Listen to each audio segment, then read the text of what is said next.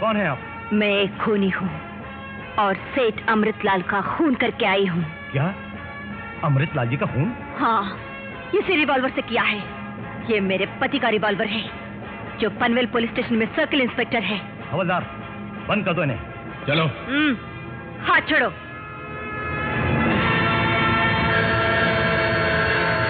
अगर नेक और गरीबों के हमदर्द लोगों का इसी तरह दिन दहाड़े खून बहता रहा तो लोगों को तो भगवान पे से विश्वास उठ जाएगा। कभी कभी तो दिमाग काम नहीं करता है। नमस्ते चौधरी साहब। आइए विष्णु प्रसाद जी, बैठिए। नमस्ते। हम लोग अभी अमृतलाल जी की हत्या का जिक्र कर रहे थे। जब हम लोग का ये आलम है कि ये खबर सुनकर हमारी रूह कांप गई, तो आप पर जाने क्या बीत रही। आप तो उनके करीबी दोस्त थे, सारे दान धर्म के काम आप ही के हाथों हुआ करते थे। चौधरी साहब, मैं दरअसल उन्हीं की हत्या के केस के सिलसिले में आपसे कुछ बातें करने आया था। केस का तो सवाल ही पैदा नहीं होता विष्णु प्रसाद जी। वो हत्यारों तो सीधे फांसी के तख्ते पर चढ़ने वाली है। उसने हजारों लोगों की मौजूदगी में कत्ल किया, उसकी तस्वीरें उतारी की जो अखबारों में छप चुकी हैं, फिर उसने पुलिस में जाकर खुद अपना रिवॉल्वर सरेंडर किया, इकबाल जुर्म किया। ये मुकदमा तो आईने की तरह साफ है। It's an open shut case. What do you से बेटी? हाँ बिल्कुल, आप बिल्कुल फिक्र मत कीजिए पुजारी जी, उस लड़की को फांसी होकर रहेगी। मैं उस लड़की को फांसी लगवाने के लिए नहीं, उसे फांसी से बचाने के लिए आपसे मदद मांगने आया हूँ। जी हाँ, इस केस को लड़ने के लिए कोई वकील आगे नहीं आ रहा है। तो आप मेरे पास चले आए? जी। और ये उम्मीद लेकर कि मैं अमृतलाल जी जैसे इंसान को उनकी मौत के बाद मुजरिम साबित करके उस लड़की को फांसी से बचा लूंगा।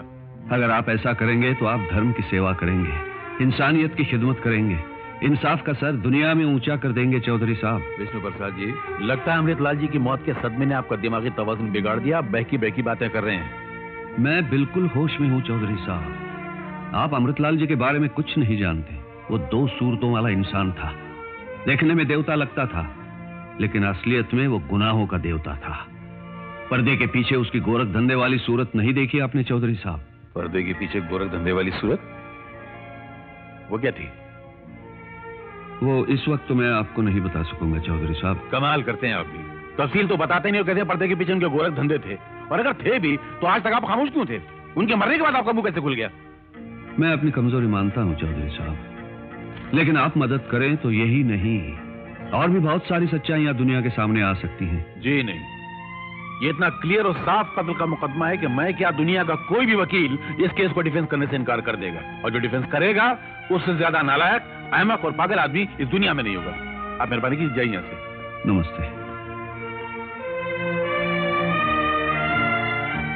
ठहरिए पंडित जी, ये केस मैं अपने हाथ में लेने के लिए तैयार हूँ। जी? पंडित जी, हैरान होने की कोई बात नहीं है। आपने सारी जिंदगी भगवान की सेवा की है। आपकी बातों पर विश्वास करते हुए मैं ये केस अपने हाथ में ले रहा हूँ। आप सच कह रहे हैं बाबूजी? पंडित जी, मैं बिल्कुल सच कह रहा हूँ। आप निश्चिंत होकर जाइए, मैं शाम को आकर आपसे मिलता हूँ। धन्य हो विजय बाबू, धन्य हो। आप फिर एक बार साबित करेंगे कि भगवान मजलूम की रक्षा के लिए कहीं ना कहीं से किसी न किसी को भेज ही देता है। मैं शाम को मंदिर में आपकी राह देखूंगा। मैं चलता हूँ। विजय, तुम क्या वाकई इस केस को अपने हाथ में ले रहे हो? जी अंकल। लेकिन क्यों? तुम में ये खामखा का जोश क्यों पैदा हो गया? जोश नहीं पैदा हो गया, बल्कि मैं ये साबित करना चाह रहा हूँ कि मैं कम दिमाग, पागल, बेवकूफ नहीं हूँ। तुम बेवकूफ नहीं, बेगैरत होते जा रहे हो। तुम इतना भी लिहाज नहीं कि जिस केस को मैं लेने से इनकार कर रहा हूँ, उस केस को तुम हाथ में लेने जा रहे हो। अंकल, आप जिसे हासिल करना चाह रहे हो उसे मैं हासिल करना चाहूँ तो वाकई मैं बहुत बेगैरत हूँ, लेकिन जिसे आप ठुकरा रहे हो उसे मैं हासिल करना चाहूँ, मैं समझता हूँ इसमें कोई बुरी बात नहीं है। कल तक मुझसे पूछे बगैर तुम्हें कदम नहीं उठाते थे, और आज तुम्हें अपना अच्छा और बुरा समझने की तमीज तक पैदा हो गई। तुम्हें जिंदगी की राह पर चलना मैंने सिखाया, और आज उन्हीं पैरों के तले मेरी इज्जत को रौंद रहे हो। तुमको जबान मैंने दी, और आज उसी जबान के बल पर तुम मेरे मुकाबले में खड़े हो रहे हो। मैं आपके मुकाबले में खड़ा नहीं हो रहा हूँ अंकल, मैं जुल्म और नाइंसाफी के खिलाफ खड़ा हो रहा हूँ। इस वक्त मैं तुम्हारे ससुर नहीं, तुम्हारे सीनियर की हैसियत से कह रहा हूँ विजय, कि तुम इस केस को अपने हाथ में नहीं लोगे। आई एम सॉरी सर, मैं बहुत दिनों तक आपका जूनियर रहा, और अब ये जूनियर अपने सीनियर की तरह खुद अपने बल पर नाम कमाना चाहता है। Vijay, you are going to fast, but study and very study. देखा आपने इस नालायक पति को? कितना घमंड समा गया इसके सर में। इन हाथों से पाल पोस कर बड़ा किया मैंने इसको, और आज इन्हीं हाथों को काटना चाहता है वो। अब आप में इतनी हिम्मत आ गई कि मेरे डैडी के साथ जबान दराजी करने लग गए? मैं तुम्हारे डैडी के साथ जबान दराजी नहीं कर रहा था, बल्कि अपने सीनियर वकील के साथ बहस कर रहा था, जिन्होंने मुझे बहस करने की तालीम दी। और अगर वो मुझे ये कहे कि तुम अपनी तालीम और लियाकत का इस्तेमाल मत करो, तो ये जुल्म है, और जुल्म के खिलाफ लड़ना हर इंसान का पैदाइशी हक है। क्या वो सिर्फ तुम्हारे सीनियर हैं और कुछ नहीं?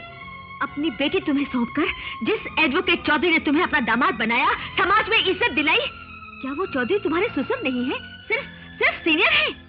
नहीं, वो मेरे ससुर है, लेकिन जहाँ तक मेरी इज्जत का संबंध है, वो मुझे भीख में नहीं चाहिए।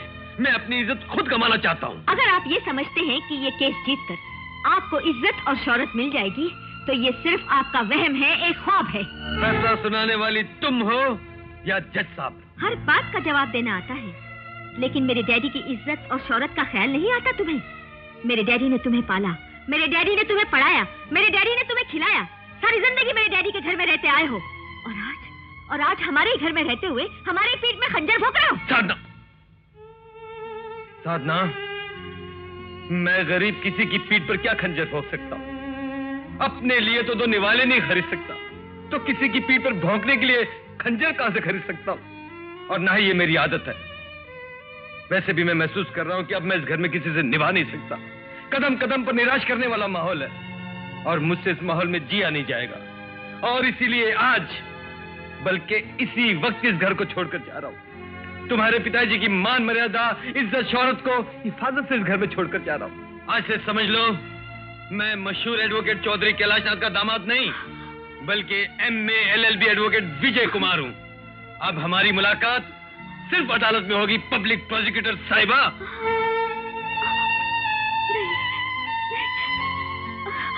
डैडी, डैडी, डैडी, डैडी,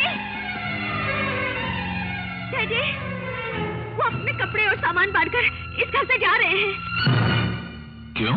कहते हैं अपने पैरों पर खड़ा होना चाहता हूँ, अपनी मेहनत से नामवर वकील बनना चाहता हूँ। उनको हमारे घर का माहौल घुटन वाला और कदम कदम पर रुकावट वाला लग रहा है। ऐसी? आइए वकील साहब, बैठिए। नहीं अंकल, इतने दिनों तक तो बैठकर ही खाता रहा हूं, अब तो खड़ा होने दीजिए। कहाँ? सड़क पर? जी नहीं, अदालत में। मुबारक हो विजय, तुम्हारे ये मजबूत इरादे जानकर और तुम्हारे ख्यालात सुनकर बेहद खुशी हुई। और यकीन मानो, तुम्हारे इन पुरजोश इरादों के बीच मैं या मेरी बेटी कभी नहीं आएंगे। जाओ, बहुत बड़े वकील बनो, इज्जत कमाओ, नाम कमाओ, दौलत कमाओ। इस घर के दरवाजे तुम पर हमेशा के लिए खुले रहेंगे। लेकिन जाने से पहले मेरी एक बात सुन लो विजय। मैं उम्र में और तजुर्बे में दोनों में तुमसे बड़ा हूं, इसलिए बता रहा हूं। मैंने जोश वाले भी देखे और जोश वालों का अंजाम भी देखा है। जिस मुकदमे के बल पर तुम अपने पैरों पर खड़े होने की कोशिश कर रहे हो, वो मुकदमा एक दिन कुल्हाड़ी बनकर तुम्हारे पैर काट डालेगा और मेरी इज्जत का सर काट डालेगा। तुम्हारा भविष्य और मेरी इज्जत दोनों तुम्हारे हाथ में है, इसलिए जो कदम उठाना सोच समझ कर उठाना। मैं जिंदगी भर तुम्हारा एहसानमंद रहूंगा। अंकल, आपकी ये नसीहत मैं जिंदगी भर याद रखूंगा।